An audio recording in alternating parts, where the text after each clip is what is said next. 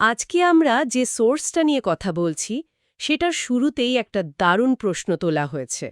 প্রশ্নটা খুবই মৌলিক। ঈশ্বর তার সৃষ্টিকে যে ভালোবাসার আজ্ঞা দিয়েছেন সেটা কি আদৌ পালন করা সম্ভব? হুম নাকি এটা এমন এক অসম্ভব আদর্শ যা আমাদের কাঁধে শুধু চাপিয়ে দেওয়া হয়েছে? ঠিক। আর আমাদের আজকের আলোচনার ভিত্তি যে লেখাটি সেটি এই প্রশ্নকে কেন্দ্র করে একটা মহাজাগতিক নাটকের ছবি তুলে ধরে। একদম। একদিকে আছেন ঈশ্বর, যিনি ভালোবাসার একটা আইন তৈরি করেছেন, আর অন্যদিকে আছে এক প্রতিপক্ষ যে দাবি করছে এই আইনটাই অন্যায্য, পালন করা অসম্ভব। বাহ! তার মানে এটা শুধু একটা ধর্মতাত্ত্বিক আলোচনা নয়, এটা একটা মহাজাগতিক সংঘাতের গল্প। আমাদের আজকের উদ্দেশ্য হল এই নাটকের গভীরে ঢোকা। আমরা বোঝার চেষ্টা করব ঈশ্বরের আজ্ঞা কি সত্যিই পালনযোগ্য, শয়তানের যুক্তিটা ঠিক কি। আর এই সংঘাতের চূড়ান্ত সমাধানই বা কিভাবে হল, চলুন তাহলে শুরু করা যাক। আচ্ছা। আচ্ছা, তাহলে এই নাটকের প্রথম অঙ্ক দিয়ে শুরু করি। ঈশ্বরের দেওয়া ভালোবাসার আজ্ঞা। আমাদের সোর্স বলছে যে এই আজ্ঞা পালন করা সম্ভব, কিন্তু কিভাবে? এর মূল চাবিকাঠিটা কোথায়? সোর্সের মূল যুক্তি যদি দেখি, তাহলে চাবিকাঠিটা হলো একটা শব্দে অনুগ্রহ বা গ্রেস। অনুগ্রহ। হ্যাঁ, লেখাটি বলছে ঈশ্বর সৃষ্ট জীবদের এমনভাবে তৈরি করেছেন যাতে তাদের এই অনুগ্রহ গ্রহণ করার ক্ষমতা থাকে। এটা অনেকটা বিল্ট ইন ফিচারের মতো। অনুগ্রহ বা গ্রেস, এই ধারণাটা আসলে কি? এটা কি ঈশ্বরের তরফ থেকে পাওয়া কোনো বিশেষ শক্তি বা ক্ষমতা যা স্বাভাবিকভাবে আমাদের মধ্যে নেই? খুব ভালো প্রশ্ন। সহজ কথায় হ্যাঁ, অনুগ্রহ হল ঈশ্বরের দেওয়া এক ঐশ্বরিক সাহায্য, যা মানুষকে তার ইচ্ছা অনুযায়ী চলার ক্ষমতা দেয়। আচ্ছা।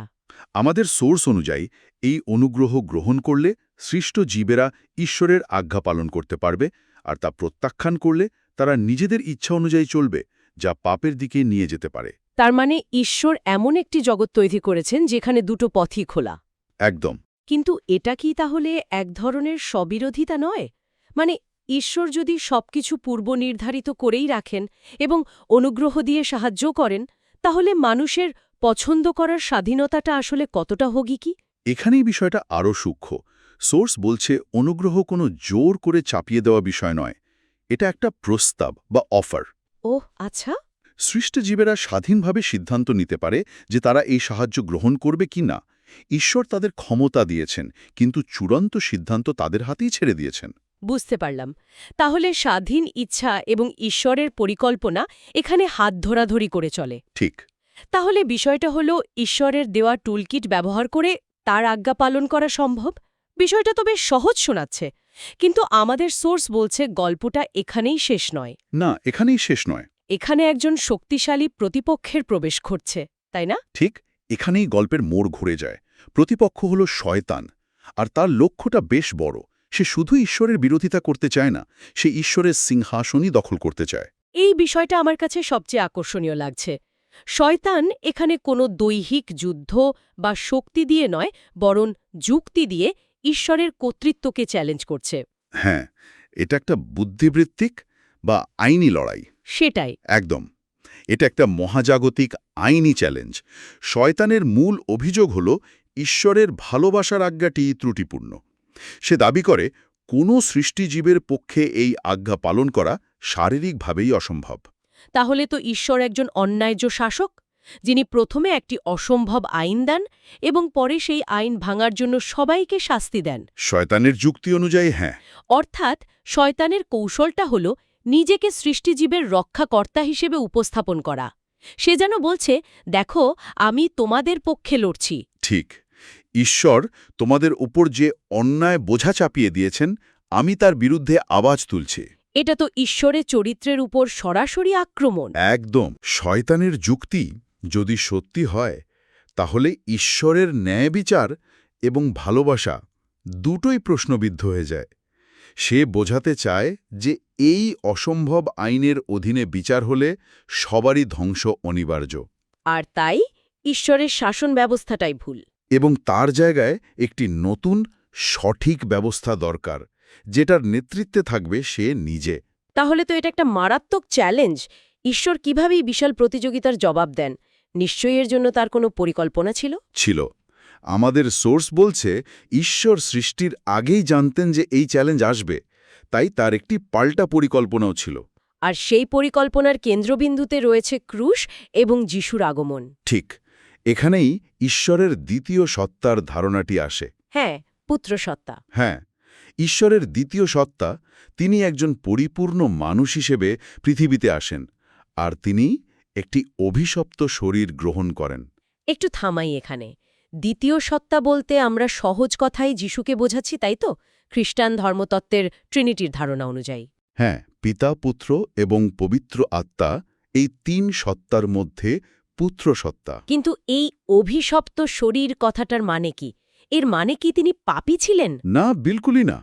অভিশপ্ত শরীর বলতে এখানে বোঝানো হয়েছে এমন একটি মানবিক শরীর যার মধ্যে সাধারণ মানুষের মতোই দুর্বলতা, সীমাবদ্ধতা এবং জাগতিক আকাঙ্ক্ষা ছিল। আচ্ছা, মানে যে ধরনের শরীরে থেকে মানুষ পাপের প্রলোভনে পড়ে। ঠিক সেই রকম একটি শরীরই তিনি গ্রহণ করেছিলেন।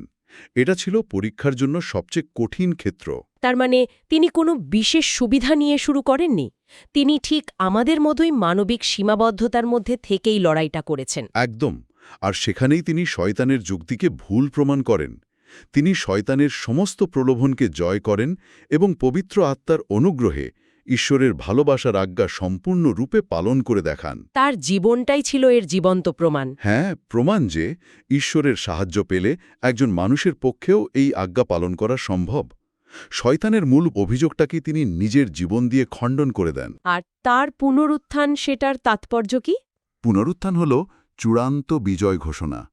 সোর্স এখানে একটা খুব গুরুত্বপূর্ণ পার্থক্য তুলে ধরেছে। যিশু ক্ষমা পেয়ে পুনরুত্থিত হননি, কারণ ক্ষমা তো পাপীদের জন্য। ও ঠিক। তিনি নিজের অর্জিত ধার্মিকতার জোরে পুনরুত্থিত হয়েছিলেন, কারণ তিনি কখনো কোনো পাপ করেননি। তার মৃত্যু ছিল পাপের বেতনের পরিশোধ, কিন্তু যেহেতু তার নিজের কোনো পাপ ছিল না, মৃত্যু তাকে ধরে রাখতে পারেনি। এটা প্রমাণ করে যে আজ্ঞাটি কেবল পালনযোগ্যই নয়, বরং তা জীবনদায়ী। একদম। কিন্তু এখানে একটা প্রশ্ন আসে। যিশু তো ঈশ্বরেরই অংশ, তাই তার পক্ষে এটা করা হয়তো সহজ ছিল। কিন্তু একজন সাধারণ মানুষের জন্য এর অর্থ কি? আমরা কিভাবে এই আজ্ঞা পালন করতে পারি? চমৎকার প্রশ্ন। সোর্স বলছে যিশু এখানে একটি আদর্শ বা মডেল, একজন পথ প্রদর্শক। তিনি প্রমাণ করেছেন যে পথটা আছে এবং সেটা পাড়ি দেওয়া সম্ভব। এখন সাধারণ মানুষের জন্য সেই পথ খুলে গেছে। হ্যাঁ, ক্ষমা, ঈশ্বরের বাক্য এবং পবিত্র আত্মার সাহায্য নিয়ে মানুষও তাকে অনুসরণ করতে পারে। আচ্ছা।